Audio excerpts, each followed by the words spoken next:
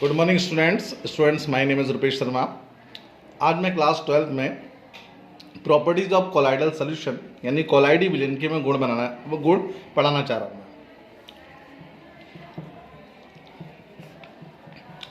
कोलाइडी विलयन के गुण। फ्रेंड्स, ये जो कोलाइडी विलयन की प्रॉपर्टीज़ हैं ये हर साल लगभग 19 से 27 के मध्य में 3 नंबर का क्वेश्चन इसमें से ज़रूर आता है। लेकिन अगर आप ध्यान से कोलाइडी विलयन के गुण पढ़ेंगे और समझेंगे तो ज़रूर आपका ये नंबर पक्के हो जाएंगे। बात करते हैं यहाँ कोलाइडी विलयन के गुण में। सबसे पहले टिंडल इफेक्ट। टिंडल प्रभाव होता क्या है? ये क्लास 10th में भी था। टिंडल प्रभाव का कारण ये होता है कि अगर जैसे मान लिया कोई कोलाइडी विलयन है। अब सबसे पहले बात करते हैं कि कोलाइडी विलयन और नॉर्मल विलयन में क्या अंतर है। जो नॉर्मल विलयन होता है उसमें कणों का आकार इतना छोटा होता है कि उनको नग्न आंखों से और माइक्रोस्कोप से नहीं देख सकते, यानी सबसे छोटा मतलब 10⁻⁹ यानी नैनोमीटर।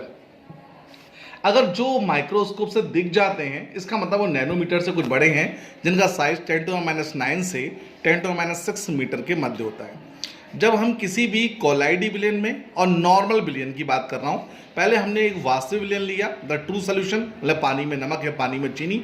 अगर हमने इस पर कोई लाइट हमने इसके ऊपर डाली तो हम देखते हैं ये जो लाइट होती है ये आर पार नहीं जा पाती है, मतलब नहीं दिख पाती है।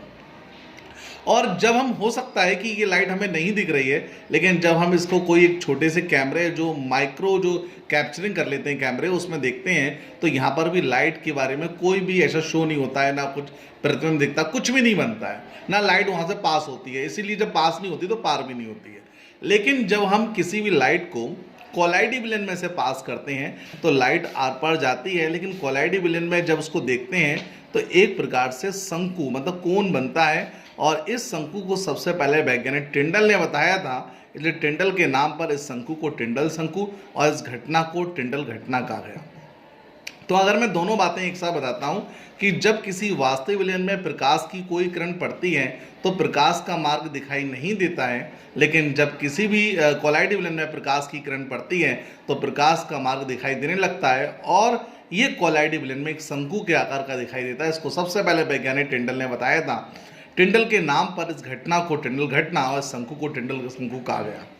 लेकिन इसकी मेन जो रीजन जो होता है वो स्कैटरिंग ऑफ लाइट यानी प्रकाश का प्रकीर्णन होता है, यानी प्रकाश फैलता है, जाता है। लेकिन दूसरा हम बताते हैं ब्राउनी गति।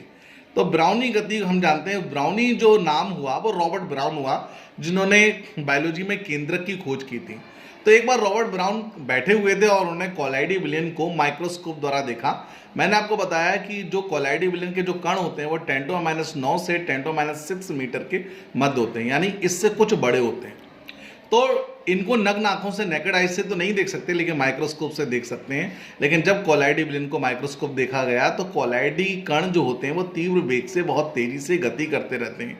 कोलाइडी कणों की तेजी से जो गति को हम जिगजैग मोशन या अनियमित गति कह सकते हैं, और कोलाइडी कणों की इस अनियमित गति को रॉबर्ट ब्राउन ने अपने नाम पर ब्राउनी गति कहा।